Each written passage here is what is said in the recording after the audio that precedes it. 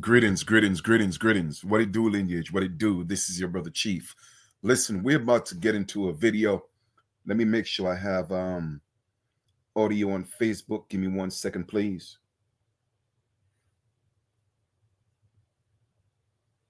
Give me 1 second. Audio on Facebook. Give me 1 second, please. We got audio on Facebook. First off, we're gonna get into this. I want to take the time to acknowledge all of our ancestors. Just want to thank them. Say, much gratitude. Extend my gratitude for life, protection, guidance. All right. Everything in this video is strictly for knowledge purposes. I am using this video. I don't have the right to the original video, the original content in the video, but of course, I'm practicing, fair use, and I'm making comments on the video as we go along. So please, don't be irritated with, me making comments. Okay. If you would like to see the video without any type of interruption, I did put a link for the original video in the description. So of course you could go look at it and also look up the work of Team Wise. Okay. And like I said, while we're listening to this video, I'm gonna pause and make my commentary. You feel me? Because even if he's speaking a lot of truth, a lot of the actual story in history is missing. You did. So I'm gonna interrupt briefly, but choose certain places to interrupt so it don't kind of like throw off, the flow of the video and the message that's intended. All right. Um, like for those of you that's been following my videos and listening to my videos, I always drop a lot of information and give the resources, all right, to that information so you could do your own due diligence and make sure that you do your own research, right? And I've been talking about systematic, whether it's racism, religion, whatever the case is. I always talk about the system, and I always tell people I don't look at people based on their skin and complexion. I don't do that. All right. Righteousness or unrighteousness has nothing to do with the color of skin. And even if it's what's being perpetuated, we should not pay attention to that. Okay. Because the same way you find people that don't look like us doing evil things, you will find righteous ones, vice versa. Not everybody who look like us is righteous. So it has nothing to do with the color of skin. Like I said before, it's what's being perpetuated. It's about divide and conquer. You see, the 1%, the 5% that's running things, they don't have a color. And when I say they don't have a color, meaning that they are actually a culmination of ethnic groups, the 1%, the 2%, the 3%, the 5%. And the truth of the matter is the ones who really run things, they look just like us. So it's a society of people that came together to control the 1% or the 95%. It depends on your perspective of percentage. You feel me? So we're going to listen to the video.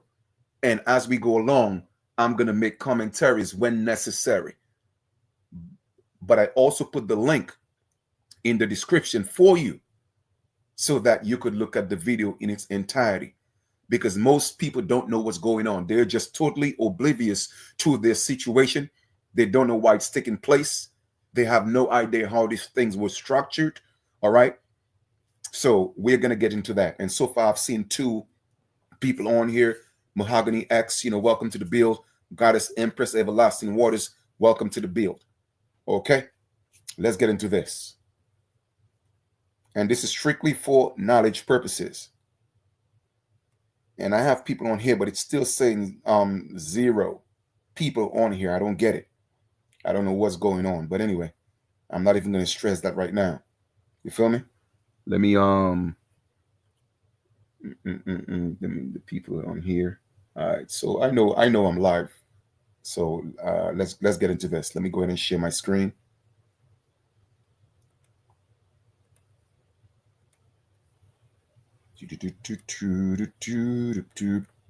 Boom. Sharing the screen. Okay, I don't see anybody on Facebook just yet. I guess they must be at work or something.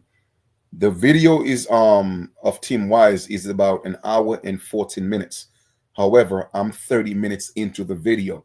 That's why I said if you would like to go see the entire video, the link is in the description and you could check it from the beginning. I'm starting from the 30 minute point 43 second mark. Let's get into this. That's how I know that we've all ingested this poison, and we better own that if we're going to have an honest dialogue. It's not about feeling guilty about it. In fact, that's the beauty of it, right? If we've all been subjected to it, there's no reason to feel guilty because we could not have helped but ingest it. The question is, what do we do now? How do we take responsibility, which is not the same as guilt? Responsibility is what you take because of the kind of person you are. Guilt is what you feel for the stuff you've actually done. Those are two different things. We take responsibility for things even when we're not to blame for them. So that's the first piece. The second piece, the systemic piece, right? Our inability or our lack of willingness to admit that there's also a systemic element to racism, that it's not just about personal prejudice. If it were, it'd be so much easier, right? Because we could just educate people out of their biases, right? And we could somehow undo their personal stuff and everything would be fine. But there's a bigger problem, and it's systemic. It's the way that policies and practices and everyday procedures reinforce inequality between different racial groups, even if there's no overt bigotry in the room. What do I mean by that? Let me tell you a story to make that point. And it's a story about my own life. I am from the South. I grew up in Nashville, Tennessee. I've lived in the South all my life, 10 years in New Orleans, the rest of it in Nashville. 5 months in Houston, but we don't talk about that. No offense to Houston, I'm just saying, like there are reasons and we will not discuss them. So growing up in Nashville, I went to school in public schools at a time when they had really just become truly integrated. That may seem sort of hard to believe because theoretically, right, the Supreme Court outlawed segregation back in 1954. But as was the case in Nashville, so too was it the case all throughout the South, that very few school systems actually moved toward real desegregation for about 20 years. So it was 1974, the year that I started first grade, that the school system in Nashville was actually truly integrated all the way down to the first grade level. And so by 1979-80, my fifth grade year, right, there were a lot of teachers in that system that had been in there for a really long time. Like they had been teaching since the days of segregation, and they were the kind of people that really preferred the days of segregation, right? So they didn't like having to teach black kids now, but what they really didn't like was having to teach white kids who hung out with black kids. Okay, so in many of my videos, we already know about the color of law. We know we are not black. We know they are not white. So we're not going to stress that too much. Okay, so we're going to leave that alone. And that was me. See, I told you before, most of the time when we say we have black friends, we're lying. In my case, I pretty much didn't have anything but black friends for the first several years of school because I went to preschool at a historically black college when I was 3 years old. Tennessee State University early childhood ed program. So most of my peers were black kids.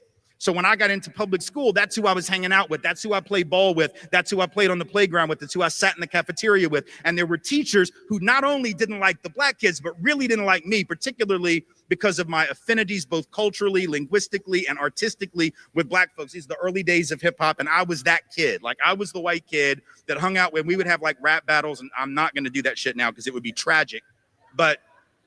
But in those days, like 79, 80, you could be really bad at that in Nashville and you were still the best on the block, right? Because it was Nashville, it wasn't Brooklyn, it wasn't the Bronx, right?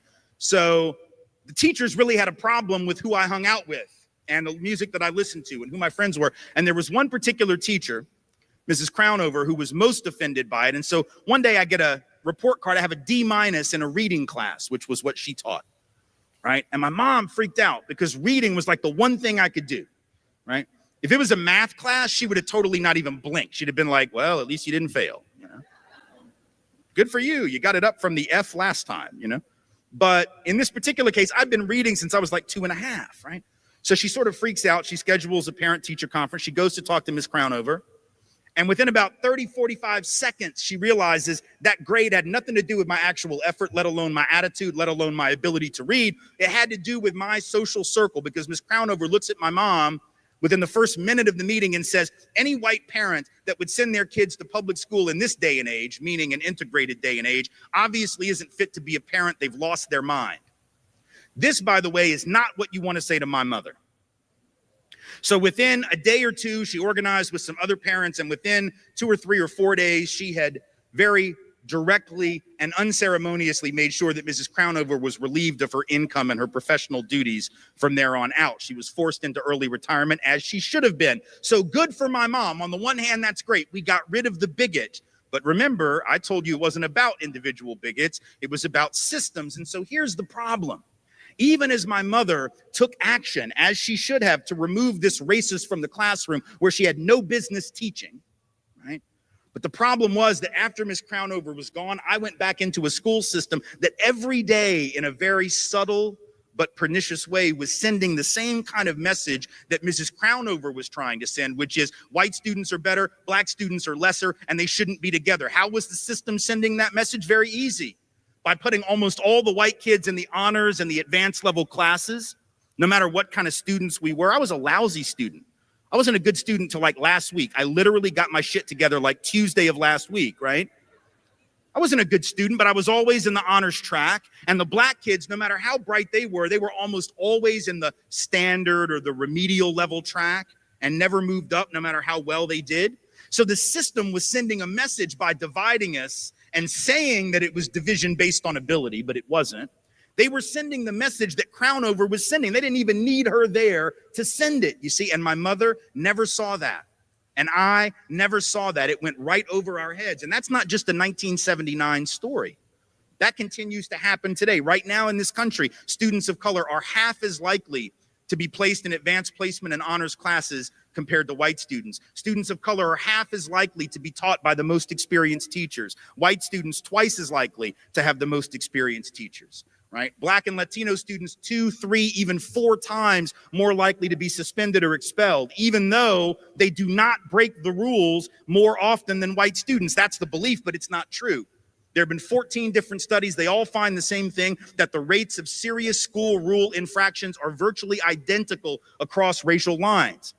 People bringing drugs to campus, equally across racial lines. People bringing weapons to campus, actually white men more likely to bring guns and knives to campus in K-12 schools than black men or Latino men, contrary to popular belief, but that's what the Centers for Disease Control research says. But who is it that's getting caught?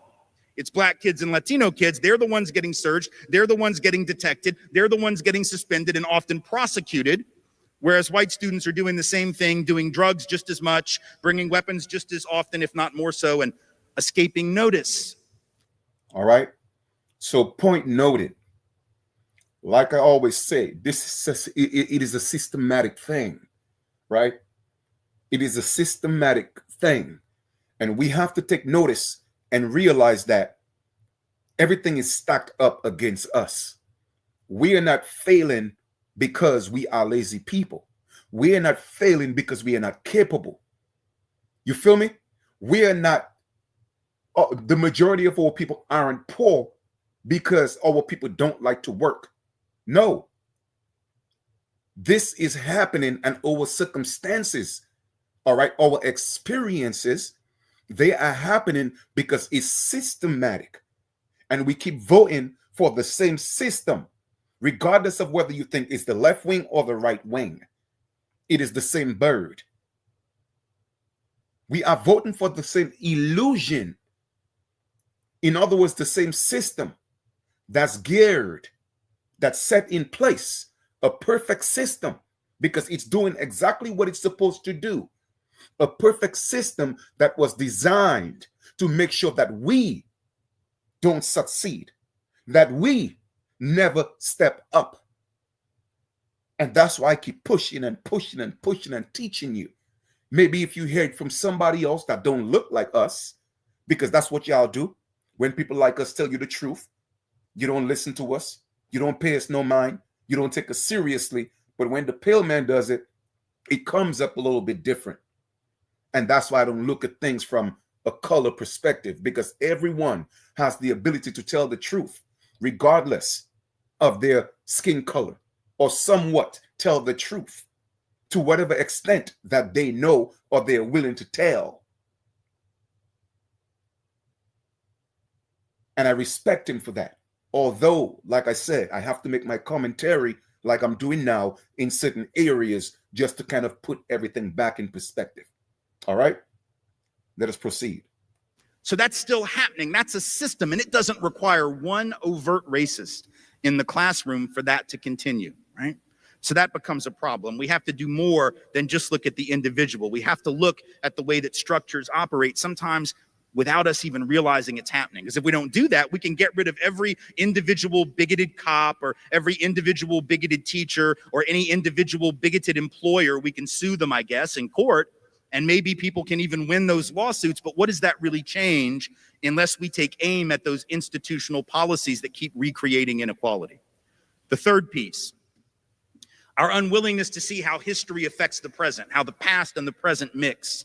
We really don't like this. We really don't want to talk about this. And when I say we, I mean those of us called white especially. There are people of color who don't necessarily always want to engage it either, but especially those of us called white will say things like this when people of color bring up racism. We'll say, well, why can't you just get over it? You know, all of that slavery stuff was a long time ago. In fact, Louis C.K. has this really funny bit, right, where he jokes about how white people have just moved the date of slavery further and further and further back. Like it used to be slavery was 100 years ago because it was. And then it was slavery was 125 years ago because it was. And now it should be slavery was 150 years ago. But we'll actually say things like that was hundreds and hundreds. That was like 1,000 years ago where we've not had slavery for 500 years. Let me stop here. So the truth of the matter is, pale-skinned people, so-called white people, did not push back slavery. They actually pushed it forward. You feel what I'm saying? Because and that's why I teach and I give you the information and I give you facts and I give you documentation. Because the dates had to be pushed forward in order to fit the criteria that pale-skinned people have ruled for such a long time. If that makes sense. You see what, and I'll give you an example. For instance, okay, pale-skinned people were subjects of so-called black nobility in Europe all through the 14th, the 13th, the 12th century, the 16th century, the 17th century, all the way up to 1901, when they got their first so-called white queen, which was Queen Victoria.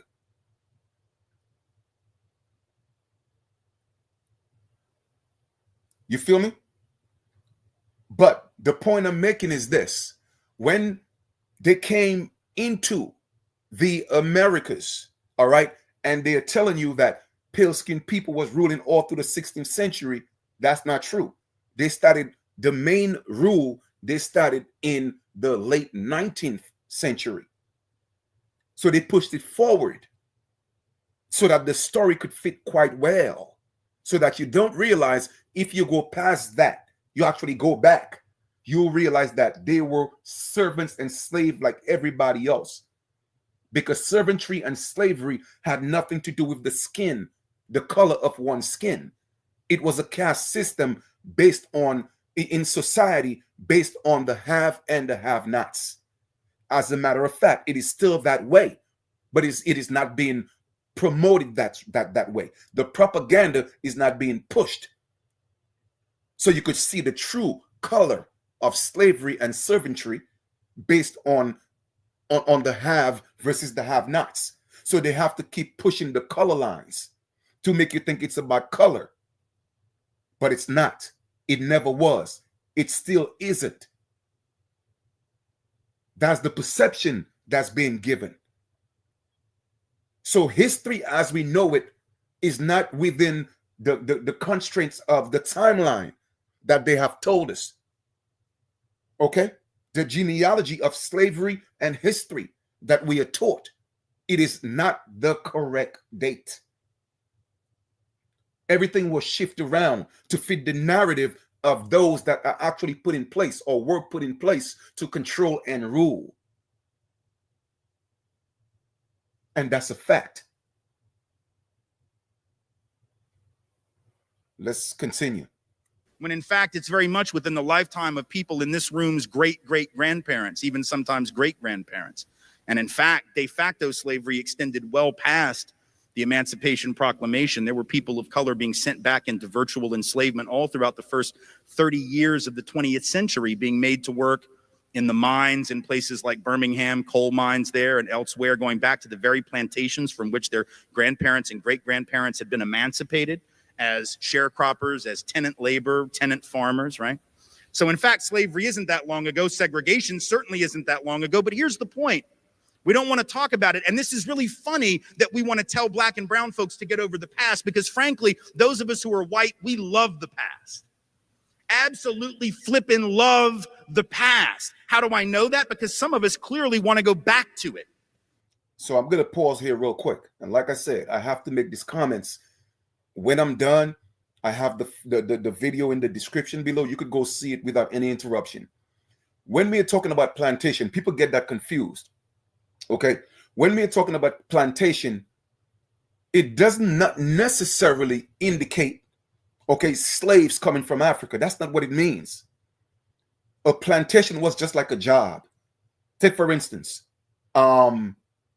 we use that term very, very loosely nowadays. If somebody work at Walmart, they talk about, oh man, I got to go to the plantation tomorrow. If somebody work at KFC, I got to go to the plantation tomorrow. It was just another way of saying a workplace. That's all it meant. You feel me? That's what it meant. It could have been in a plant where they were, making different, a production plant. That was a plantation. It could have been like, okay, where cotton was being grown. That's considered a plantation, because the people who owned the land were actually the indigenous people, our people. And of course, a distinction and a differentiation was made between indigenous and so-called black people. It was just a status. It was given a status. So therefore, even if our people were indigenous to the land, once they started giving them the titles of being black or Negro, it took them out of the status of being indigenous or American Indian. So you would think, once you hear those terms, you would think it's two different sets of people that they are referring to. It's just the same people with different statuses. So don't let that conversation kind of like trick your mind. That's why I'm pausing and explaining these things to you. And we have enough records, enough documents I've shown, okay, to prove that we are the original people of the land. So keep that in mind. How do I know that? Because the Tea Party was a thing. And during that period when the Tea Party was a thing, you had a bunch of white folks going to rallies dressed in Revolutionary War costumes, carrying muskets and wearing powdered wigs. Okay, here's the thing. If you dress up in a Revolutionary War costume with a musket and a powdered wig, calling yourself the Tea Party, which I think is a really old-ass reference, you were in no position to lecture black people about getting over the past. That's all, right? Because by definition, you're still rocking like 1774. You got me? Right? But even now, right, we say things like, what is July 4th other than a reference to the past? Like, why do we still celebrate that? Independence Day. We broke away from the British a long ass time ago. That didn't happen last Friday. So why do we still set off fireworks every July 4th, right? I dare you to go up next Independence Day to like the most patriotic guy on the routes, with the red, white, and blue wardrobe, because that's an awesome wardrobe palette, and like a big I Heart the USA button on his hat, like flying a flag, blaring Lee Greenwood from the back of a pickup truck. I dare you to go up to that guy, tap him on the shoulder and say, yeah, this is all really nice. This is great. But when are you going to get over it? Hope you have running shoes on, because he's going to chase you. Although he'll probably have had enough, slices of mom's apple pie that he won't be able to catch you. But my point being, we love the past as long as it makes us feel good about ourselves, right? When a current presidential candidate says he wants to make America great again, it's a reference to the past, right? It's a reference that says we want to go back to when things were great, but only great for certain people, because the time that's being remembered so fondly wasn't so great for everyone. Right? So we love the past as long as it venerates us. We just don't want to deal with the ugly, but that's not how history works. You got to deal with the good and the bad and everything in between, right? And we know that, don't we? Like on a personal level, we know, right? put aside politics and race, just like you as individuals, right? We all come from families that are jacked up in one way or another, right? We all have dysfunction. We all have really messed up stuff in our families, some of which we talk about, a lot of which we never talk about, right? And the fact is, if you ever want, just as an individual, to move past your past, you have to confront it, whether that's on a therapist's couch or whether that's with friends or a lover or a spouse or a partner, whatever it is. You've got to be willing to confront where you come from in order to get to the next place that's better. But we don't want to do that. We don't do that as individuals, and it eats us up. And we don't do that as a country, but we have to do that because the past affects the present. Inertia isn't just a property of the physical universe. It's also a property of the political and the economic universe. And here's how I know it's so important. Again, a story involving my own children about why it's so important that we know our history and are able to articulate that and the dangers of not knowing it. So as it turns out, our daughters are both dancers. And a couple of years ago, when they were, let's say, 12 and a half, 10 and a half, I was driving them to dance one day after school. And in order to get to the studio where they were both dancing at that time, we had to drive from the school to the studio. It's about an 8-minute drive. And right in the middle of that drive is a public housing project. And so we're driving the route. We're right in between two sort of public housing developments. And we're there at the red light waiting for it to turn green. And the 10 and a half year old daughter, Rachel, she looks up and she says, Daddy, why is it that pretty much everybody in this neighborhood is black? Now that is an incredibly good anthropological and sociological inquiry. It's really very observant and a very important question. Now, the only reason she asked it, she probably noticed in many of our drives to the studio that we were driving through a virtually all black, and you could tell from the infrastructure, poor community. But that was the first day she asked about it, not the first day she noticed it. I'm sure she'd noticed it. But that day she decided to inquire. And probably the only reason she even bothered was because she figured Daddy might know because Daddy talks about this stuff. So I'll ask him. Like if I was an accountant, she totally wouldn't have asked me that. She'd have been like, how do I do my taxes? I'd have been like, Google it. I don't know. TurboTax, something electronic. Right. But she figured I might know. So she asked the question, why is this neighborhood pretty much all black? And her sister, of course, because this is what siblings do, right? Older siblings try to show off for the younger sibling. And so the older sister immediately jumps in to impress Daddy with the answer, which she somehow knew, or at least in part. She jumps in, she says, redlining, which oddly enough was true. And for those who don't know what redlining is, I'm about to explain, right? So it turns out that, in fact, in this country, the reason that people of color disproportionately live in lower income communities and urban areas is, in fact, because of this thing, among others, called redlining. And what that was that for generations, and it was perfectly legal to do this, by the way, up until 1968 when the Fair Housing Act passed. It went on for generations where you had banks that would take red markers on big maps in their offices, in the loan office of the bank, and they would draw lines around black neighborhoods, and occasionally Latino neighborhoods too, but especially black neighborhoods. And they would say anybody who lives within the boundaries of these lines cannot get a loan from the bank. You're not going to get a mortgage loan for a house. You're not going to get a business loan to start up your own business. Didn't matter what your credit record was, by the way. Didn't matter if you had a good job. Didn't matter what your occupational status or your education was. Simply living in that community meant you were not going to get a loan. All right, so redlining is a real thing, just so y'all know. Okay, so redlining is literally, it was a discriminatory practice, and it began in the 1930s. That's how far back it went, in the 1930s, and it continued until the Fair Housing Act, like he said, in 1968. So I keep telling you that everything that we're dealing with, our circumstances, is solely systematic. What we are dealing with and the behavior of our people, it is a learned behavior. It is a behavior of adjustment based on the circumstances, the environment. In other words, the system. Okay, the environment turned our people into drug dealers, into thugs, into gangsters, turned our women into female dogs. Hollywood is systematic. The music industry is systematic. The drill rap game is systematic. It is all by design, okay, for self-destruction of the so-called black people. You feel me? This is a war. It's an invisible war. It's how would I put it? The war is intangible. You cannot see it literally. You cannot see them coming because it is not a person. It is not a person. It's an energy. It's an entity. If that makes sense, because it's subtle, but it changes the dynamics of your people, whether it's in the music, whether it's in the food, whether it's in the community, whether it's in the educational system. And it's so subtle that you can't see it because you are in the system thinking that it's for your benefit, but it's not. And that's why I tell people, so-called pale-skinned people, they have a language that you don't speak. They have a language that you don't comprehend. You feel me? And they know that language. Only they would know about redlining because they have been told in programs, and they are keeping it a secret.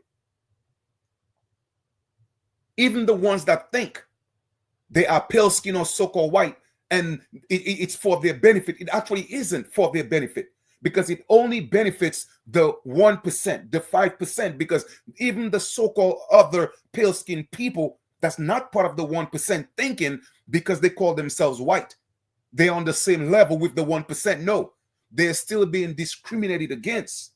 However, they're given certain tokens because they're identifying as white.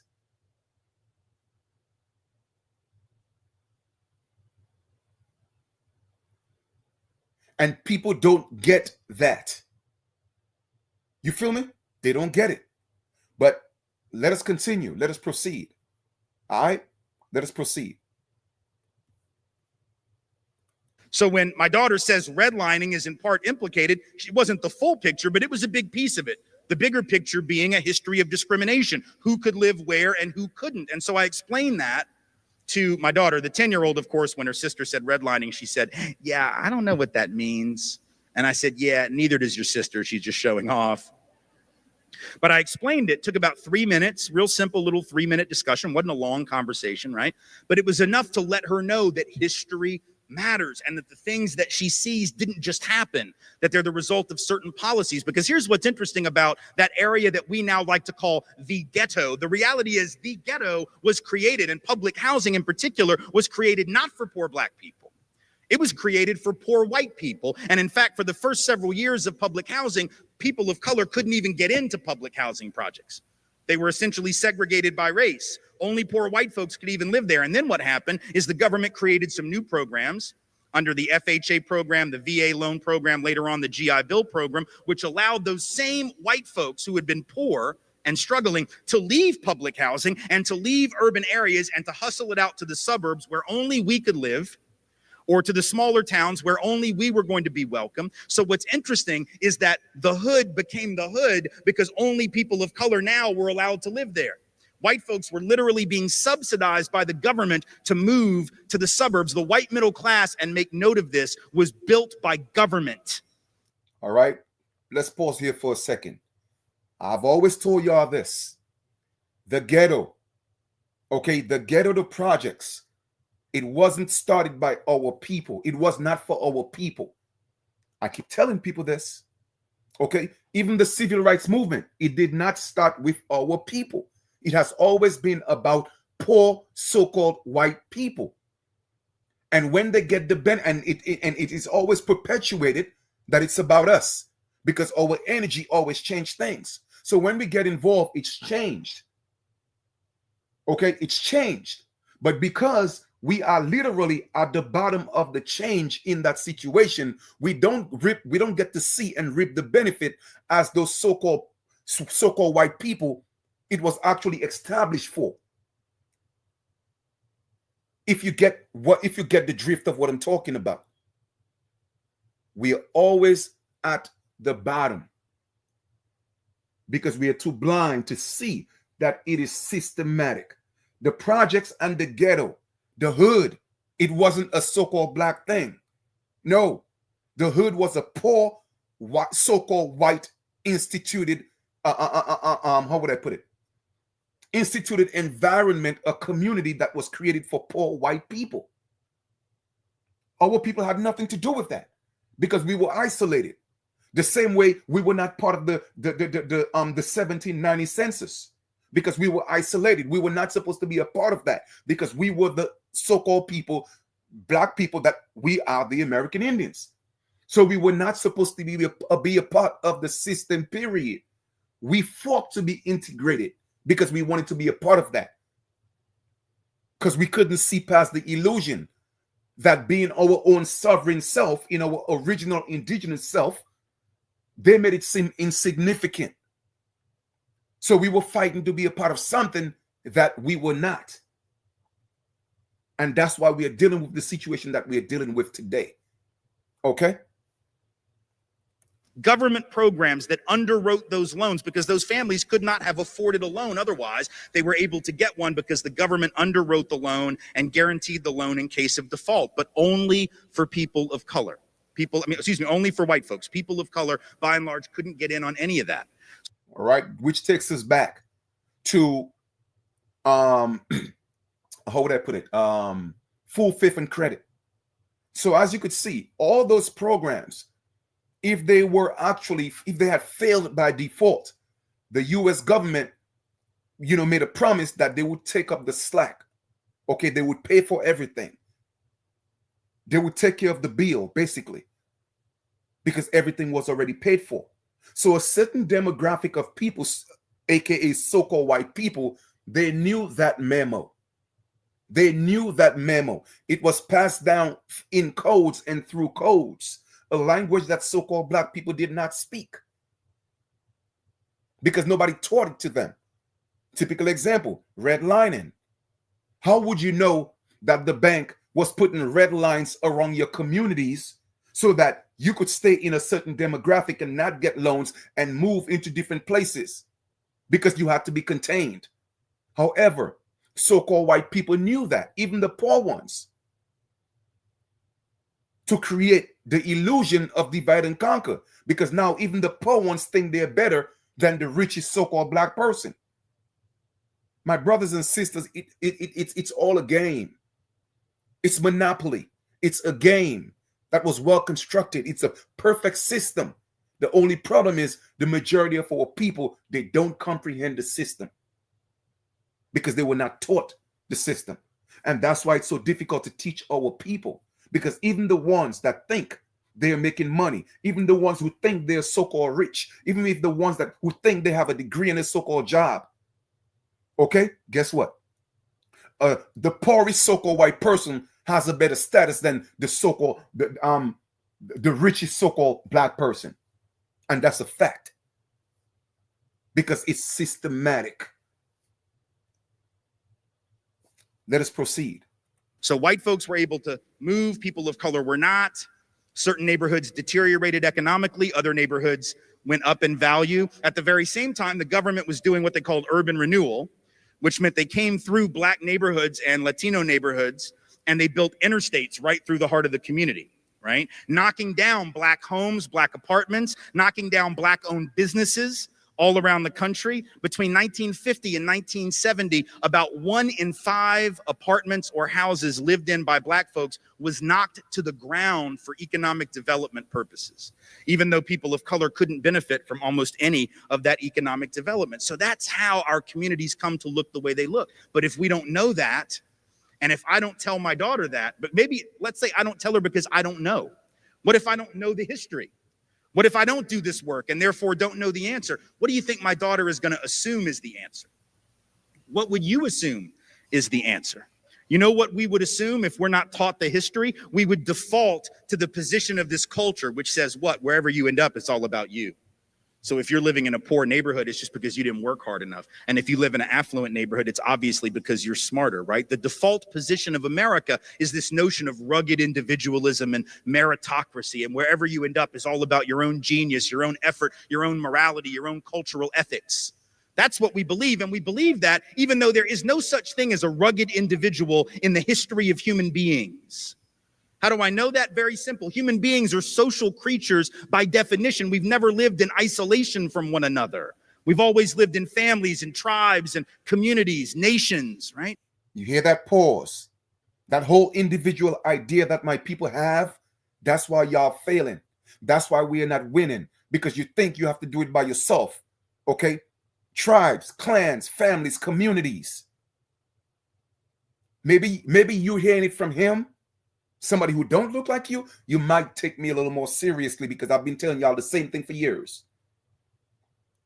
You feel me? Communities strive. Individuals don't strive as communities. And that's a fact. But you have to be part of a community to thrive, okay, in abundance, to thrive with wealth. You have to be part of a community that's vibrating on that frequency, because you could be still part of a community and be part of a poor community. You could be part of a community and be part of a self-destructive community. So community, the success of that community is subjective on the mentality of that community.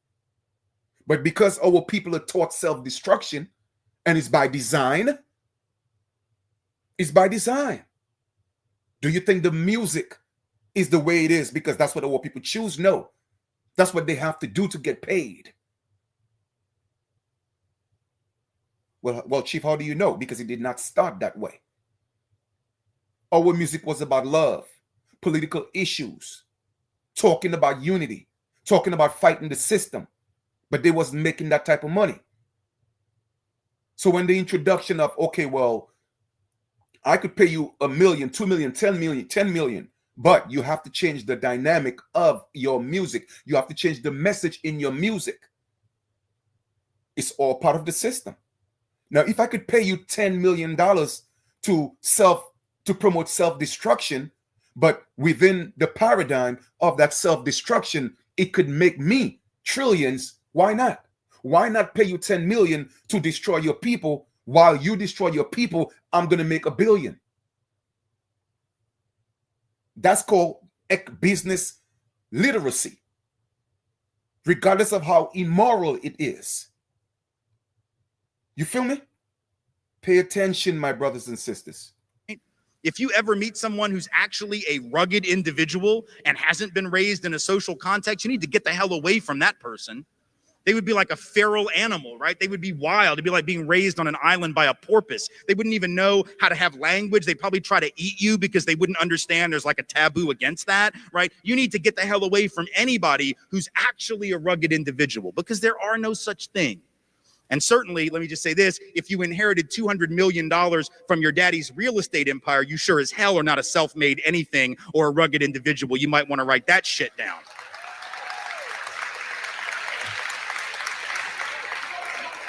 So there. And I'm glad he mentioned that, right? Because when you look at a certain demographic of people, the benefits or the perks of this systematic racism, systematic opportunity, systematic financial literacy, all right, is handed down. It's handed down. When you're coming from the other side of the fence, the other side of the hood that teaches about going to school and getting good grades and always working and finding good jobs, opposed to the other side of the fence where you are taught to go to school, maybe get good grades, but own the business, that talks about investment, stocks, bonds, all those different things. It's a whole different story. That's why over 90%, 95% of so-called Black people, they never pass down wealth. They pass down bills. They pass down poverty. They pass down destruction. Even if it's outside of our nature, it was a learned behavior. It was a system that was taught to be our reality. It doesn't mean that we don't like to work. It doesn't mean that we are not innovative. All the inventions were made by us. Are we reaping the benefits of that? No. Pay attention. There is no rugged individual anything. We're all social beings. Some have had opportunity, others have not. Unless we're honest about that, unless we're willing to have a conversation, we end up misleading ourselves and we can't understand what we're seeing. And then if we can't understand it, we're not going to fix it, right? We're not going to fix the disparity in housing if we don't understand where it came from. So if the data says, and it does, that white folks on average have 15 times the net worth of Black folks, 13 times the net worth of Latino folk, right? We just assume, well, we must have worked harder. Is that right? That's interesting, because actually black folks and brown folks have done some of the hardest work in this country ever since the country was founded. Were it not for the labor of African descended peoples, there would be no country at all. In fact, it was my family, white slave owning family in the South, that got black folks to do all the hard work because we were lazy asses and didn't want to work at all. Let's pause here for a second. You see that whole concept of so-called black people, African descendants, that is part of also the brainwashing system. They will not tell you when they came into the Americas, it was the so-called black people that were the American Indians owning all the land. You feel me? So I always give him credit for telling some of the not underlying truth to a certain extent, but at the same time still maintaining the narrative. I cannot give credit for saying that we came from Africa, because we did not come from Africa. We always owned the land. We always owned the land. Well, how do I know that to be true? Because when you go into different parts of the Americas, people like us, we are the ones who own the land without having to pay taxes, because it has always been ancestral land. It's only in the United States they play these games with our people. All right? So I know what I'm talking about. So when we are talking about his family owning slaves, we are talking about, that's a new concept of so-called servitude. When the pale man was put in position to control, how did that happen? I broke it down in the book. Because it had to be given to them. Because when they left Europe, they left as servants and slaves of black nobility. When it was their time to rule, the higher echelons of society, they know this. When it was the pale man time to rule, they had to hand it over to them. Hence you had the handovers, which were all people of color. The stewards, people of color.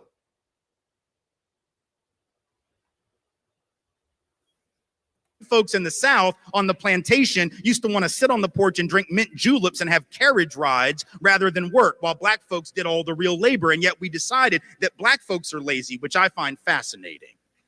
Right? And then people write to me and say, well, these black people, they're just taking all the jobs. Okay, which is it, Precious? Because it can't be both. People of color can't take all the jobs and be lazy. I don't ask much of racists, because I expect very little, but you cannot be lazy and take all the jobs. Are we at least clear on that? Like, if you took all the jobs, you were like the opposite of lazy. If you are indeed lazy, you probably did not even take one job, let alone all of them. So I just need racists to get their damn story straight. That's all I ask. I just don't like moving targets. That's all.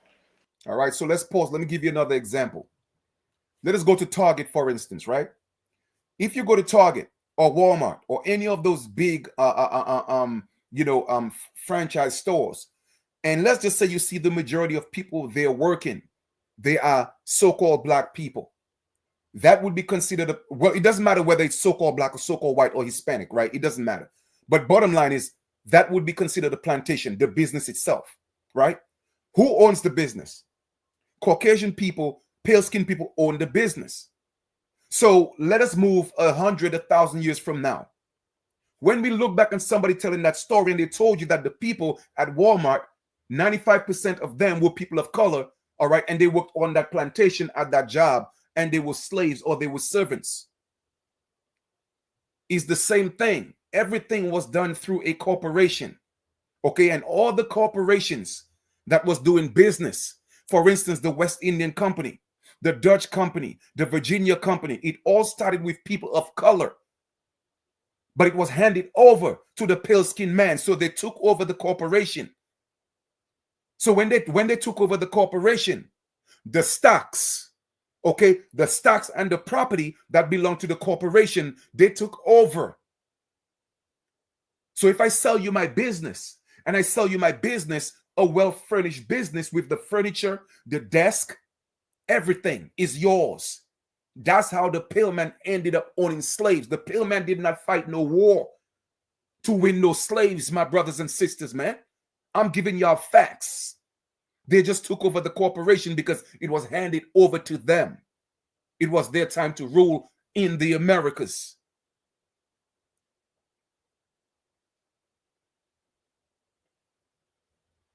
I'm just giving y'all the facts, man. I'm just giving y'all the facts. But they're not going to tell it to you like that. All right? Right? But if I don't tell my daughter the truth, she defaults to the position of the culture, and then she can't understand what the problem is. The same is true with policing. You can't understand the Black Lives Matter movement and the importance of it if you don't know the history and the relationship between law enforcement and Black and brown peoples. If you understood that history, you wouldn't ask one question about why this movement is necessary and why it's righteous. If you knew that history, but you don't know it, and it's not your fault. You weren't supposed to know it, and nobody taught it to you, right? So you don't have to know that modern policing traces back to slave patrols. That Black folks' first experience with law enforcement was having, you know who? Working class and poor white folks on horseback going around keeping Black folks in line on behalf of the rich master that owned all the property. That sounds a lot like modern policing, because ain't no rich people policing, right? It's working class folks who are out there protecting the property of rich people against the depredations of poor people. That's what modern policing is, and it traces back. And we know that's what modern policing is, by the way, because we will lock you up for 10 years for $100 worth of food stamp fraud. But if you take $12.5 trillion on Wall Street, 20% of the net worth of this country, you will not do 1 day in jail. That's a fact. That's a fact. And on another note, talking about policing, you see, he goes back to the time when so-called white people was on horsebacks, okay, chasing so-called Black people and keeping them in check. But he will not go back to when they were being checked in Europe, okay, when they were the criminals and the vagabonds in Europe, and they were dumped into the Americas. All right? They were dumped into the Americas when the so-called Black nobles of Europe, they were the ones policing. They were the ones using American Indians to do their policing until it was switched around. And we became the ones that were chased on horsebacks, opposed to doing the chasing on horsebacks. He's not going to tell that part. You feel me? All right, let's proceed. So we know that law enforcement has got nothing to do with enforcing the law. It's got nothing to do with good people and bad people, lawbreakers and the law abiding. It only has to do with controlling certain people. And I've said that before. We are living in a legal system. It's a society. And that society, once again, was designed and put our people in a status of that same slavery. That's why police officers could do what they do and get away with it. People think it's because of the color of your skin. No, it's because of the status. You are still in a slave status. Okay? You are still in a slave status. Period. And Black and brown folks know who those certain people usually are, because it's always been them. See, Black folks know that it was cops who were involved in race riots and racial terrorism against Black communities for the first 50 years of the 20th century. You didn't learn about that in class either, and that's not your fault.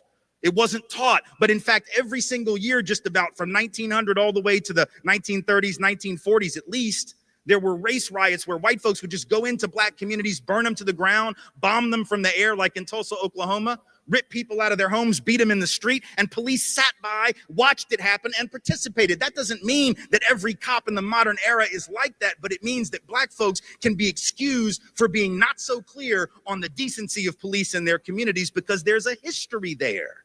It was police who dragged Black folks and white allies off of those sit-in stools at lunch counters in the South to enforce segregation. See, when your job is to enforce the law, and for most of American history, the law was against you as a people, then enforcing the law means you are the first line of oppression.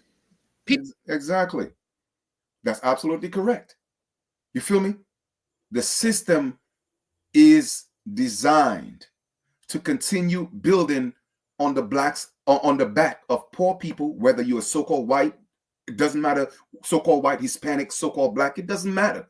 The only problem is the so-called Black people are at the bottom of that totem pole. People of color know that history and need to be excused when they don't just get over it, because that continues. How do we know it continues? Very easy. We know from the data on racial profiling that Black folks are twice as likely as white folks to be stopped and searched for drugs, even though white folks are more likely to have drugs on us on the occasions that we're searched. White folks use drugs and sell drugs at the same or higher rate than black folks and Latinos. And yet it is black folks and Latinos who in any given year make up 85 to 90% of the people who get arrested and incarcerated for a drug offense. See, people of color know that. But the reason for that, again, once again, is because you are black. Okay? Black means dead in law. That's the reason why it's happening. That is the reason why it's happening. It is really that simple, because you are identifying as black.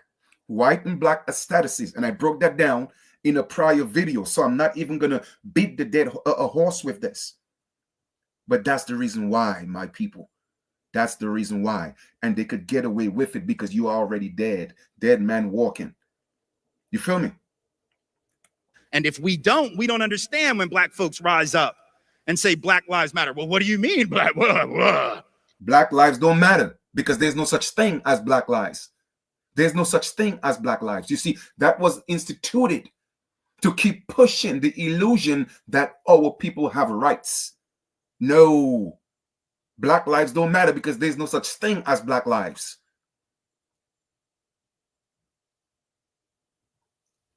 There's a black status. And yes, black status matters only to those who get rich off of you being black. Black status matters only to those who benefit from your destruction. Yet there is something called black status, and black status does matter, but there's no such thing as black lives. It doesn't exist. All lives matter. Yes, sweetheart. I know they do. Yes, they do. And that is a totally irrelevant and unnecessary point to make. You see, you don't have to say all lives matter. We take that for granted. What we've never accepted in this country is that black and brown life matter. You have to proclaim that which is ignored, you see. That's why we have Black History Month right now and not White History Month. We don't have to have White History Month because we got May and June and July and August. No, that's not why you don't have White History Month. You don't have White History Month because you don't have to dig too far to find out that y'all were the ones that came from Europe as criminals and came here as the first slaves and indentured servants into the Americas. You don't have to go. There's no such thing as White History Month because you're going to find out that so-called pale-skinned people did not take over until the 1900s. There's no such thing as White History Month because the truth is going to be told that you did not fight for anything, that it was given to you. That's the reason why. And every other month where we learn about white folks, we don't have to call it that. See how slick that is? That's how white supremacy operates. You don't have to call it White History Month. You just call it history, and literature, and theater, and poetry, and art. You don't have to racialize where it came from, right? That's what Malefiasante at Temple calls universalizing the particular, which is the hallmark of Eurocentric thought, right? Not everybody's experience is the same. And so when certain people have been left out of all, you have to call that out by name. Because see, we've always said all, and we didn't mean it. We said all men are created equal, and we didn't mean that shit, right? That is because black does not include man or woman. You feel me? It does not include man and woman. It does not include the people. Period. Because they don't exist. Even if we were the ones who created the system, we were taken out of the system by simply changing our status. That's how easy it was. The same thing they told you. Oh, they got rid of all the American Indians, all the indigenous people. No, the indigenous people, they did not get rid of them physically. They got rid of them on paper by changing their identity, calling them Negro. We ain't no damn Negroes.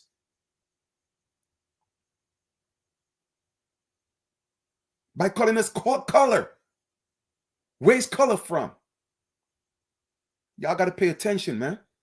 We didn't mean women, but we didn't even mean all men. We said all, and it was a lie when we said it, right? And so in a sense, when you say Black Lives Matter, to respond with all lives matter would be like going in a time machine back to 1971. Y'all won't remember this. Those who were students, those who were older will. Around 1970, 71, 72, the big phrase was Black is beautiful, right? There was this desire to take back the beauty narrative from a beauty industry, fashion industry, glamour industry that had hijacked it and denigrated Black physicality and beauty, right? So folks were saying Black is beautiful to reclaim a sense of beauty for themselves. It'd be like getting in a time machine, going back to 1971, hearing somebody say Black is beautiful and tapping them on the shoulder and going, but we're all beautiful in our own way. Yes, shut up. We know. Not the point.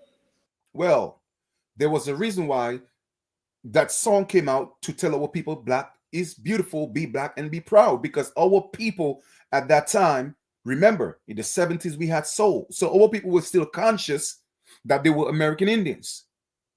All right. But they had to find a way to eradicate the identity of being called American Indians. So they had to pay people to push the idea of being Black, sell it to the people to take them out of their status. And I have nothing against Tim Wise. At least he's one of the few that's standing up and speaking against racism, okay, in the best way that he can. But he's not going deep enough. And that's what I'm here for. So I do give him credit. I'm not here criticizing him. I appreciate what he has done and what he's doing. It'd be like going back to the early 80s when the HIV/AIDS crisis started. And it took several years for the president of the United States to even utter the word. Ronald Reagan didn't want to even utter the word, let alone cut loose with funding to deal with the problem, until his buddy Rock Hudson died of it. And then all of a sudden he was willing to talk about it a little bit, right? So for the first several years, what'd you have? You had activists out in the street. You had ACT UP, Gay Men's Health Crisis, out in the street demanding research and funding for HIV/AIDS, right? And what they were saying, in effect, was people with AIDS lives matter. That wasn't the actual phrase, and we didn't have hashtags, but that was essentially what they were saying, right? People with AIDS lives matter, and we need to pay attention, because right now we're not paying attention to that. And we don't seem to believe it as a society, so we need to start believing it. It would be like getting in a time machine, going back to 1983, 82, in the middle of an ACT UP event or a Gay Men's Health Crisis event, and shutting down the protest by saying, yeah, but what about pancreatic cancer? People die of all kinds of things, right? Sort of not the point. You have to proclaim that which is ignored. And if we know the history, we understand that, right? Because if we know the history, we know that it is indeed Black life. And I would suggest brown life, life of color generally, indigenous life, that is usually denigrated, demeaned, ignored. On a sexual level, it's trans lives that are demeaned, ignored, right? It's women as women. So sometimes you got to proclaim that which is not in the obvious frame of reference. There's nothing pernicious about it. It's not about saying Black lives are worth more than other lives. It's about, damn it, these lives actually do matter. And even though the history says they don't, we're here to tell you that they do. And there's nothing wrong about that at all. But if you don't know the history, it might seem untoward. And I get it. And but you see, even if it may seem on the surface that the intentions are genuine, it is still another trap, because there's no such thing as Black lives, because we are not Black. Black in their own system means dead in law. So why are you pushing that? Opposed to just saying, all lives matter. Why does it have to be, okay, a distinction in lives? To say that this, instead of saying all lives matter, okay, but you are picking a certain demographic to say that the lives matter. The Black status matters to the system, because the system is thriving off of so-called the Black status. There's no such thing as a Black life, but there's a Black status. And that's what matters to them. You see, it is all trickery.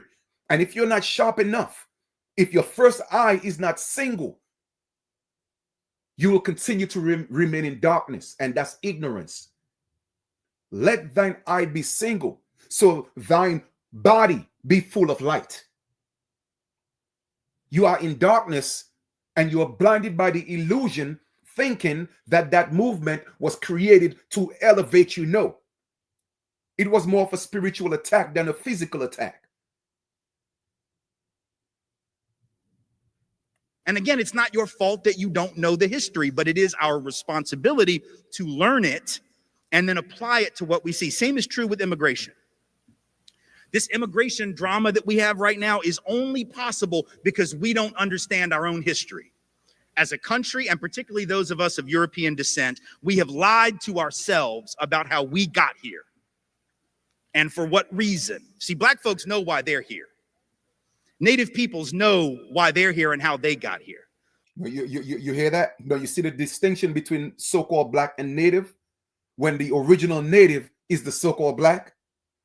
And that's why we have to step up and start telling our story. That's why we have to be on these platforms telling our story and let them prove us otherwise, because they cannot prove that, because there's no proof of us coming from Africa. Natives already told you they came from Siberia. They just switched the dates. So we know they're not originally from here. Okay? They cannot trace us back to any other place except from the Americas. Period. A lot of Asian folk know, particularly if they're Chinese American, they know they got here because their ancestors were brought over to work on the railroads by the railroad barons who didn't care if thousands of them died laying track 19, 20 hours a day. But for those of us who are from Europe, we have this fiction that we've told, and we believe it, even though there's no truth to it. You know what the fiction is? It's two parts. Number one, we say things like, with regard to Mexicans coming over the border, with regard to immigrants coming up, but only that border. That's the only one we care about, right? The southern border. I find that interesting. We're not flipping out about Canada, right? We don't have any of the Minutemen or the anti-immigrant groups sitting off the coast of Nova Scotia with a gun and a scope trying to like pick off the sneaky Canadians that are trying to sneak in here for our superior healthcare system, which after all would be a pretty stupid thing to do. But in any event, we only care about that one border, forgetting for a minute that that border was created at the end of a war that was started on false pretense by this country, after which we jacked half of their country. And you weren't taught that in school either, because our history books aren't interested in telling the truth. They tell this very patriotic history that has no relationship to the fact. So that border is artificial. Mexican folk who are coming here, documented or not, let's be clear, are coming home. Their families were here before our families were here in almost every instance. That is true. They were here before the pale man, but they were not here before us because they are not the original people. Mexico is our home. That's our land because we are the original people. We are not standing up. We are not uniting. We are not coming together. That's the problem. But we forget that, and then we say things like, well, I don't mind them coming. I just want them to come legally like my people did. The hell does that even mean? Come legally? There was no law to break when our people came. The fact that we didn't break a law that didn't even exist, you don't get cookies for that. You don't get like a pat on the back and a gold star because your great, great, great whatever was law abiding when there was no law that he could have violated, even if he wanted to. But we've told this lie that we came for these upstanding principles. So we'll say things like, well, you know, our people came for liberty and freedom, democracy. These people are just coming for stuff. They're just coming for jobs. They're just coming for healthcare. They're just coming for stuff. We came for high-minded principle, right? But the truth of the matter is, y'all did come for freedom and liberty because you were the slaves and servants of the so-called black nobles in Europe. You feel me? So you have to know the story of Europe and the Americas in order to put this little puzzle together. And that's why, you know, I tell people, get the book, Gene Insists to Reevaluation, because I am breaking all of that down in the book. I'm giving you receipts. I'm giving you records to connect the dots. Because if you don't know and just listening to stories and his story and certain fragments of his story, it will all make perfect sense if you don't know. But when you know, you are able to dissect it. You're able to rebuttal. You're able to refute. They did come for freedom, liberty. The question is from whom and from what and from where. If you don't know that, then you are lost. You will get lost in the mix. But they can't fool me with the nonsense. I know. Because we believe that. What kind of third grade version of American history is that? Right? Like when Donald Trump says, well, Mexico's not sending their best. What the hell? You think Europe sent their best? Europe, no, our people were the losers of Europe. I'm not trying to be an asshole. I'm just telling you the truth. Like, our people were the losers of Europe. The winners didn't get on the boat. You understand what I'm saying? That's facts. But he will not tell you who the winners were. The winners were the so-called black nobles. And he's absolutely correct. Their people, the majority of them that was dumped in fact, 99% of them that was dumped into the Americas, they were vagabonds and criminals. To the point where when they were facing the dark plague, they were eating their own people. But they will not tell you that part, though. You see, Chief knows. Winners didn't leave. Why the hell would you leave if you were winning? Only the losers left because they had no choice. They were dying. They were starving. They couldn't support their families. A lot of them were convicts who were sold into indentured servitude to work for rich European people. They were. Well, he's telling that part. You see, the truth is coming out slightly but surely.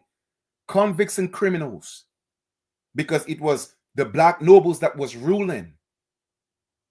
And when they came into the Americas, you will always hear them say, as servants.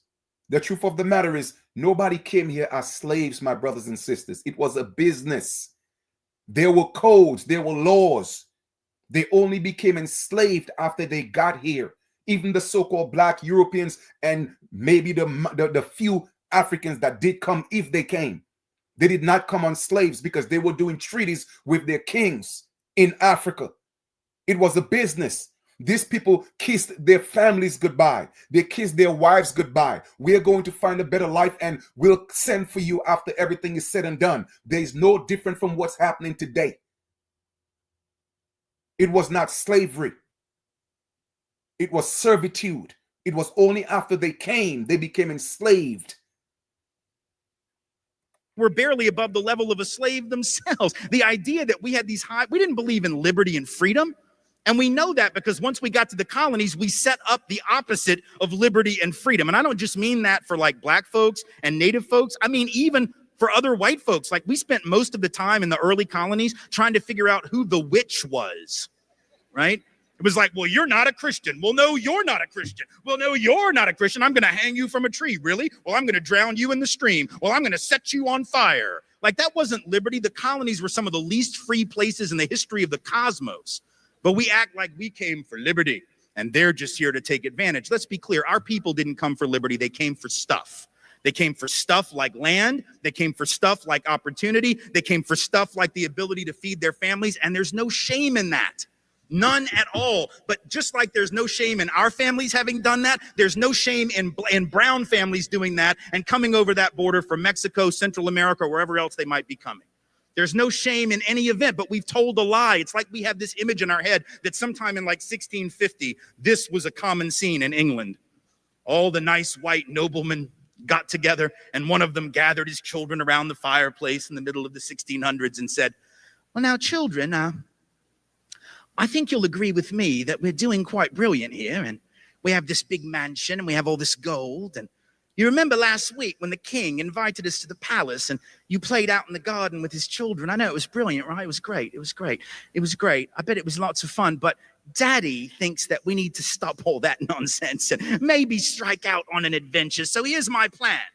Even though we're doing so well, even though we pretty much run the show here in England, I think that what we should do this summer, follow me, stick with me. I know it's going to be a stretch, but I promise it's going to be great, is we should get on a big boat.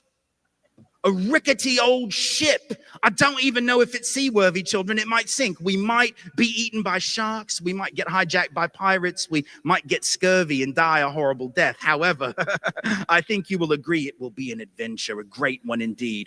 You hear that? Oh, let's get on this big boat. It might not work. It might not this and might not that, right? But yet still, y'all think that 12 million slaves came from Africa on boats in the 1400s. And these pale-skinned people they actually came here in the 1700s and in the late 16 and the 1700s. But y'all think y'all came from Africa on boats, right? Okay. All right. That did not happen. Noblemen didn't leave. Those who were doing well did not leave. Only the losers got on the boat. People say things like, well, my family came over on the Mayflower. Okay, sweetheart, you might not want to talk about that. If you actually knew who was on those early ships, I'm not sure who was, but I know who wasn't. The king. The king was not on that ship. Nobody the king really wanted to keep around was on that ship. right? So our inability to see this, though, understand the importance historically. If we don't understand that we came for the same reasons that folks come today, be they documented or not, then we can't see them in us and we can't see us in them. And that's why we have this drama, because we're spending all this time pretending that our motivations and our even human decency and ethics are different when they're not, you see.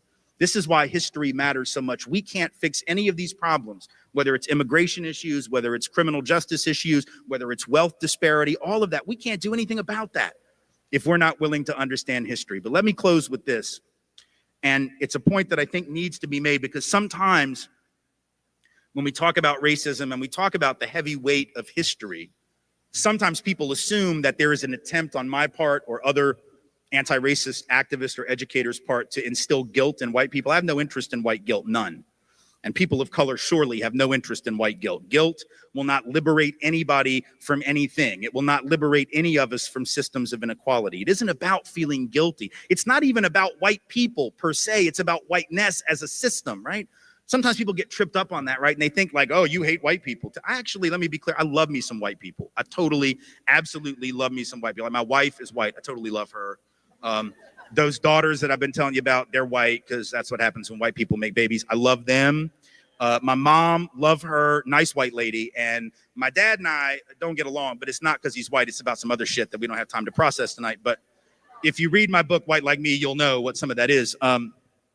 We don't have to talk about that. It's not about white people. It's about whiteness. It's about a system of white supremacy that has turned us against one another, right? And so I want to tell you a story that tries to explain the difference between guilt and responsibility, so you'll know what I mean when I say those things are different, because it's one thing to say that, it's another thing to really understand why. So let me just share a brief story with you, and then I'll take questions, and I'll let you out of here, and I'll be happy to sell you some books if you want one, because I got a college fund to pay for. So, you know, feel free to come buy some merchandise. But anyway, the story is not about racism, so that part of the speech is over, right? It's not about oppression. It's not about privilege. It's not about inequality. It's about something totally different. But I think the story has a lesson in it about those subjects. So it has to do with something that happened to me when I got out of college. I graduated 26 years ago this May from Tulane University in New Orleans. And when I graduated, for some reason, I'm still not totally clear on this, I thought it would be a really great idea to move into a very large house with 9 other people. Anyway, I'm going to stop here, right? I think we got the gist of why I shared that video, because I wanted you to see from a different perspective all the things I've been teaching you, the things I've been talking to you about the systematic, disparity when it comes to so-called Black people, Latinos, so-called white people. Even if there are so-called poor white people, and regardless of the categories, right, so-called Black people, we are still placed at the bottom of that totem pole, regardless of what other ethnic group that may be involved in the situation. You feel me? So therefore, it was by design. It was well strategized. It was well organized. People sat in a room or wherever they sat, right? And they went over the schematics of the entire identity of who we were and devised a plan to bring us to our lowest denominator. And that happened to be being called Black. It has nothing to do with the color of your skin, because obviously you are not Black. Some people want to make it a spiritual thing, but no, it cannot be spiritual. When in the first place, it wasn't meant or had nothing to do with you, because Black means pale. However, in terms of characteristics, it was an omen, a bad omen at that. It came from the word swat, which came from the word sordid, which meant wicked, evil, infamous. So why would you attach that energy? Let's forget the color. Let's look at the energy. Why would you be fighting to attach that energy to your I am? So therefore, you have already cursed yourself. You are doomed spiritually. So therefore, you are destined to be doomed physically, because you're fighting a losing battle in the spiritual realm that manifests in the physical realm. If you get my drift. So the people who sat at that wrong table or wherever they was at, they knew this and they knew exactly what to set up. It's like you trying to catch mice, right? You know what trap to set up for mice. It's like you trying to catch flies. You know what to set up to catch flies. It's like you trying to catch bees. You put honey. So they put every trap in the way of our people to fall and be exactly where our people are. It was a system. It was designed that way. It was intentional. The whole Black Lives Movement, it was also strategic. It was art of war.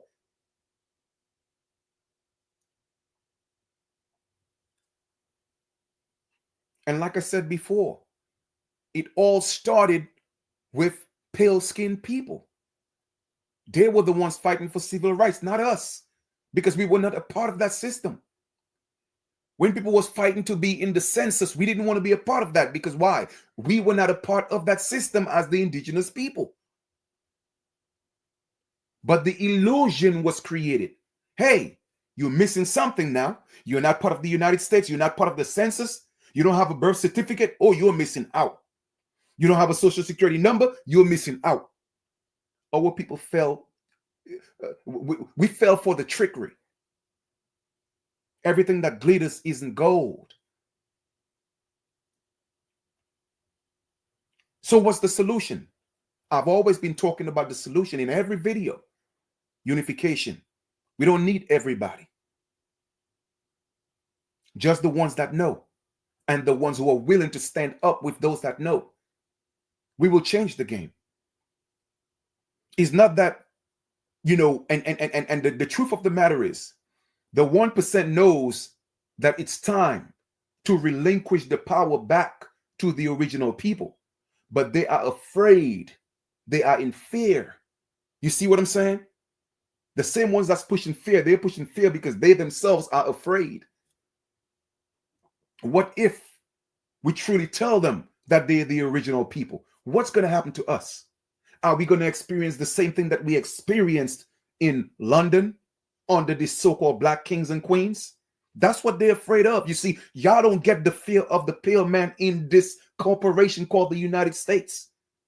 They are afraid. So because they are so fearful, they have to walk around with the guns, the weapons, because it's the only thing they know, violence. The majority of them, a lot of them, because that's what they experience. They have not been healed from that trauma that they went through in London, in Europe, by these so-called black nobles.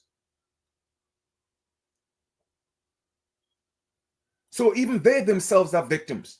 Victims victimizing other victims.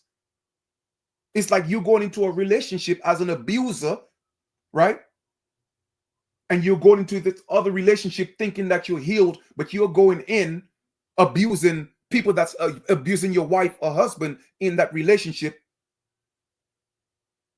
who also came from an abuse situation. And all they know is abusing people. It's the same thing. They're not healed. So unless everybody step back, fall back, and tell the truth and say, listen, man, we all need to go to counseling. It's the only way it's going to be great again. But the false illusion, we cannot continue to teach it. Because as you could see, these American Indians, these so-called black people, it is not in their nature to be enslaved. It is not in their nature to be contained. They are the wild Indians.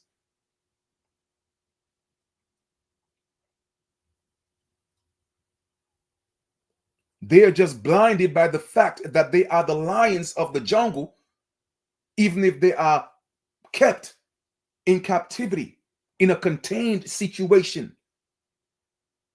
and they just don't know how to roar because they forgot they were lions. You know why? Because they taught them that they were something else. I'm asking y'all to step up and remember that you are the lion. Remember that you are the original indigenous man of this country, or the entire Americas. Rise up and roar.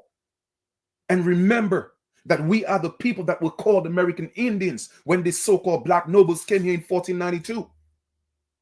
Remember and roar that we are the indigenous American Indians that were found here when the same so-called white people came in as servants and slaves from London, as vagabonds and criminals.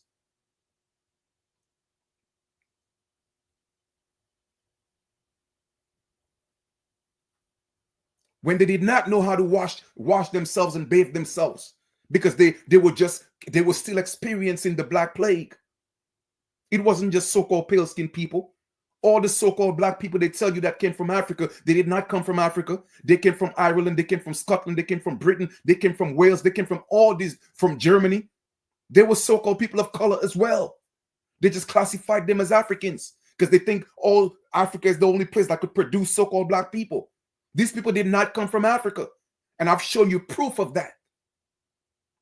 Even in my book, I broke it down and show you when they were fighting the wars, they gave the description and origin of these people. We're talking about Britain. They have the complexion as so-called black. Germany, complexion as so-called black. My brothers and sisters, these people were people of color. They did not come from Africa. The kings and queens, all right, after the Black Plague in Europe, they had to build back their economy. So people started, getting into crime and so people, they had slums and all these different things. So they was like, okay, you know what? Here's a good idea. We just set up this corporation, this company, this West Indian company all over the Americas. We set up the Dutch company. We set up the Virginia company. And we got these so-called, well, they didn't call us black then. We got these American Indians, these indigenous people, whether it's Amerindian or American Indian. We have them working for us. And Isabella and Ferdinand say, oh, no, man, we can't do that to these Indians, man. You know what I'm saying? It's their land. So they found a soft spot for our people. So they started to ease up their neck and stop enslaving our people. You feel me? Because we were the first slaves on this land, in our land. Not because we came from Africa, no. It's because they came here and enslaved us, prisoners of war. And Queen Isabella and Ferdinand, they got a little soft-hearted. What did they do next? They started bringing, when they started making the trips, they started bringing all the vagabonds. They came up and said, oh, you know what? These people that we have here, whether it's black, whether it's East Indian, whether it's East Asian, it doesn't matter what it is. These people are a burden to the economy. We cannot take care of them. They had them in jails, all right? And when people died in the jails because they couldn't feed them, they had a little dumping place outside of the jails. They would throw them in a big heap. And people would come from the streets literally and start eating dead people because they could not eat. Nobody's telling you about their true story. Nobody's telling you the truth. So they came up with this grand idea. Why don't we stop enslaving the Indians because they are people in God? Let us bring our worst, our vagabonds and criminals. Let's dump them into the Americas. And these people did not have a color. It wasn't one color. It was a combination of different ethnic groups that were brought here in the Americas, including so-called black people. And when they got here, that's when they started to create another class system.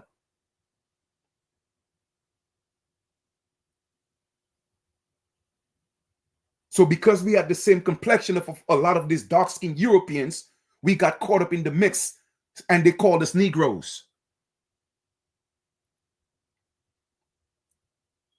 And then it started changing, separating the Negroes from the black, because the goal was to deteriorate the identity and status of the original people so that we could take the land.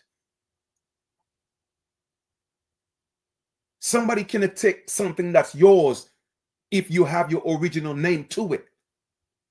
They cannot claim it. It's not abandoned property. It only becomes abandoned when you take away your identity from it. Now it becomes abandoned. That's what the doctrine of discovery was about, man. But they're not going to break it down to you like that.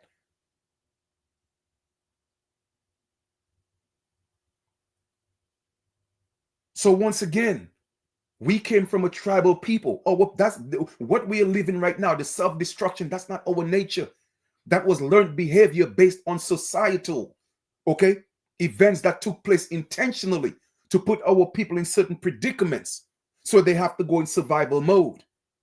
The only way to feed my family, the only way to eat, I got to become a criminal. All right, cool.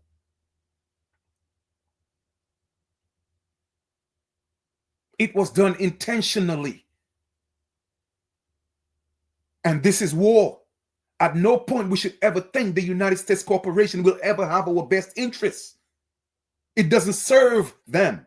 And when I say them, I'm not talking about so-called white people. Y'all got to get that away from your head.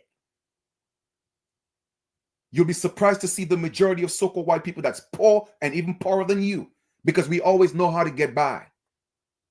It's just in our nature. It has nothing to do with that. However, they have more of a privilege because of the white status, not because their skin is white, but because of the white status. I'm not telling you to claim being white as a status. I'm not saying that. All I'm just saying is step up and roar and scream the fact that we are the American Indians that were found here in 1492, not these natives. They are newcomers. Once again, dates were changed to make a perfect scenario. The Gregorian calendar was only instituted in the 1700s. So you tell me how many thousands of years that was lost, or hundreds of years that was lost, whether it was pushed back or pushed forward. We are living an illusion to fit a certain criteria.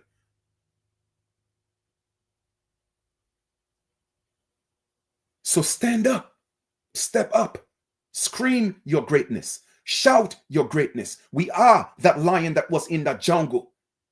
We never lost a physical war.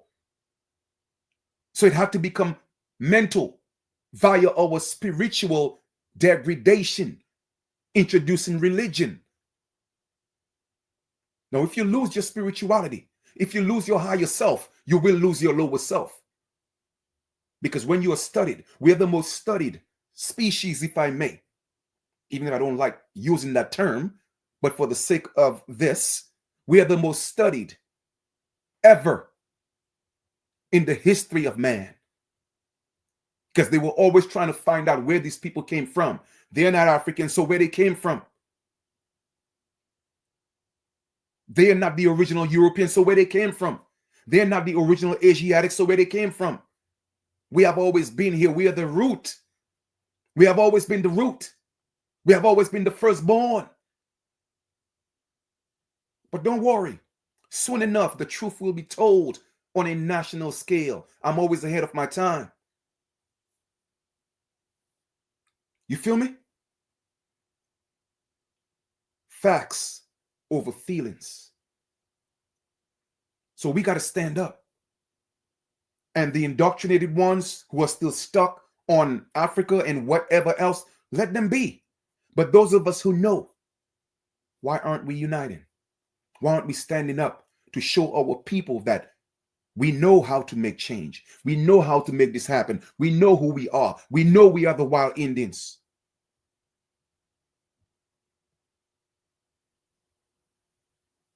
Because our people are still wild. The only problem is they're using the wildness against each other. That's the sad part about it. And to me, that's the most ingenious thing ever. To go up against an opponent that you could never defeat physically, but find a way to trick them into separating amongst themselves and fighting each other, so you don't have to fight them, but they could fight and destroy each other, and you could just sit back and watch. Man, that's genius. That's genius. It may not be moral, but it's genius.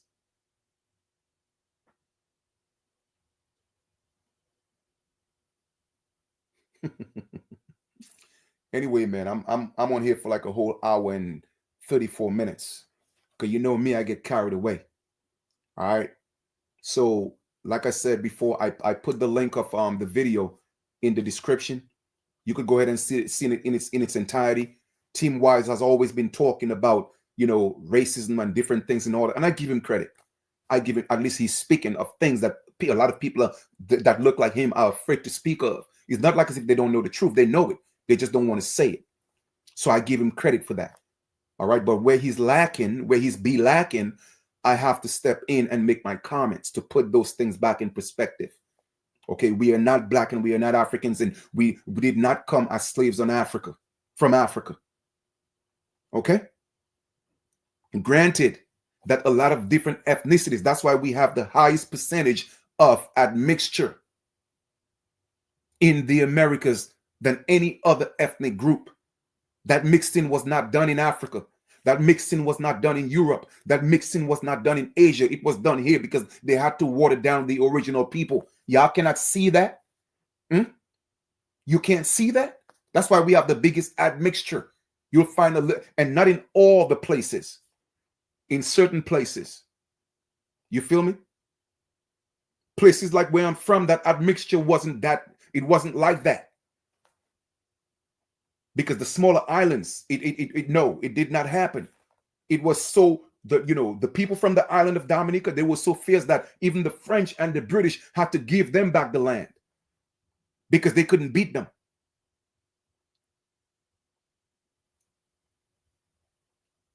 So keep those things in mind, man. Keep those things in mind. The admixture is not because we came from these places. The admixture is because these people came and mixed in with us. That's why we have the biggest admixture.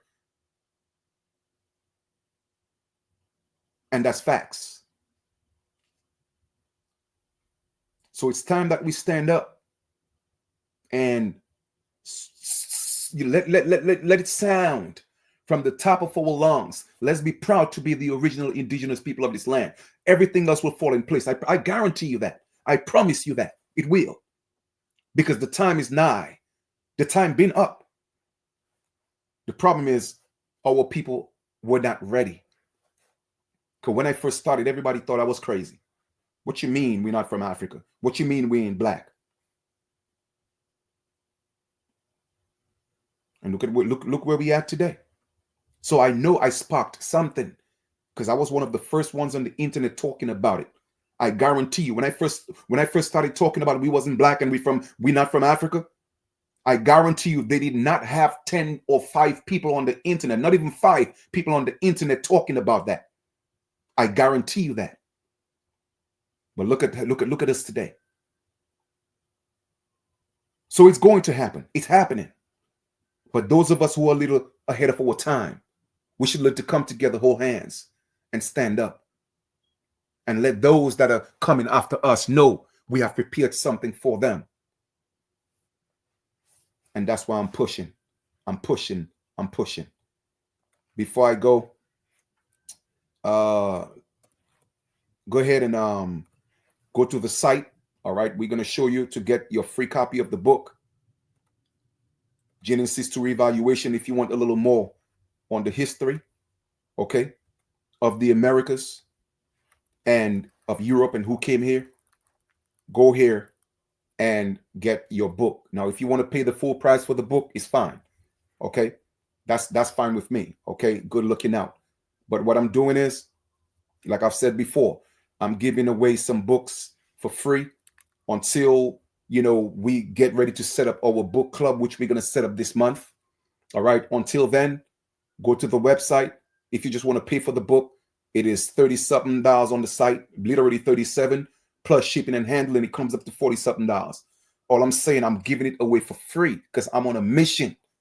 I'm giving it away for free. All you have to do is send me an email. My email is in the link below and said, hey, Chief, free book, or just put Genesis to Revaluation, your phone number and your name. I will let you know how to pay for the shipping, only the shipping, and you'll get the book for free. It is time. And that's why I said I'm so determined to speak this truth and tell this truth and bring the knowledge to my people that I'm willing to give this book for free. I spent thousands and thousands and thousands of dollars to get it printed.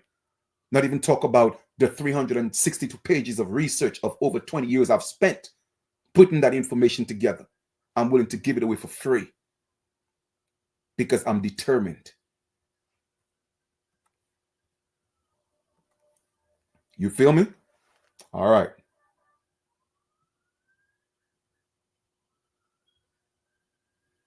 All right. Annie and we are Eagle Claw. What's going on, Lineage? What's going on? So let me give I can't even see who's on Facebook because for some reason I'm not seeing anybody that's tuned in on Facebook, Facebook. So I don't know what's going on. But for those of you that's actually on YouTube, I'm not even seeing any a link or anything like this. Anybody on Facebook? I know Facebook be playing these games with me sometimes, but it's all right though. It's cool. Mahogany, like I said before, thank you. Goddess Empress Everlasting Water, thank you. Supreme Health and Wealth, thank you. Private Administration Tutorials LLC, thank you for being a part of the build. Shonda G, thank you. Who else do we have? I think that Zazie, thank you for being a part of the build. Chosen One, thank you. Who else do we have? And finally, we have Annie and Wea Eagle Claw. Thank you for being a part of the build. We have 7VP Tim. Thank you for being a part of the build, and much love and gratitude to each and every one of you. I'm going to continue doing what I'm doing. I'm just serving my purpose, man. And you're going to watch us rise. Watch us rise, okay? They know we coming. And keep that in mind. I'm going to be right there with y'all. All right? So my email is always in the link below. Y'all want to link up, build, man, listen, reach out. A brother reached out all the way from Belgium earlier today. And, I sent him my my WhatsApp. We spoke and he said, Chief, I'm from South America, man. Thank you so much, man, because I have people in Belgium listening to your videos and we know we're not from Africa. You know what I'm saying? And he want to get the book. So I sent him the Amazon link to the book so he could get it in Belgium. And what they're going to do is they're going to, get a few people together that's in Belgium that's actually from the Americas. And they're going to have me talk to them and they're going to ask questions and stuff like that. So I'm thankful to my ancestors that the word is getting out. You know what I'm saying? My impact is being felt and my impact is being made. Everything is good. Eagle Claw, just on the move, man. Serving my purpose. All right. I appreciate love that Goddess Empress. So thank you. Go ahead and share the information, share the link on your respective pages, wherever it is. Put that information out there. All right. It's time for the original indigenous lions and lionesses to rise and stand up and let these people know we know who we are and we are stepping back into our rightful place. It is time to give us back our birthright. Ungwe Hungwe. Original beings. Period. Point blank. I'm out.